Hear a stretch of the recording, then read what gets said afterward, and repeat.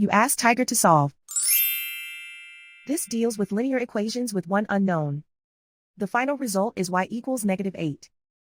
Let's solve it step by step. Simplify the expression. Expand the parentheses.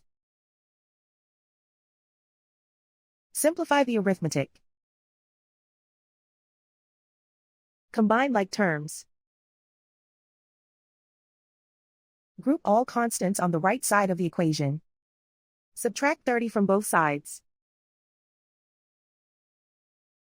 Simplify the arithmetic.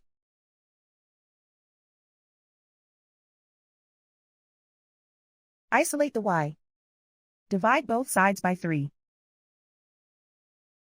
Simplify the fraction.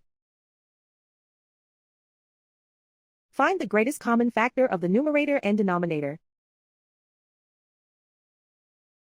Factor out and cancel the greatest common factor.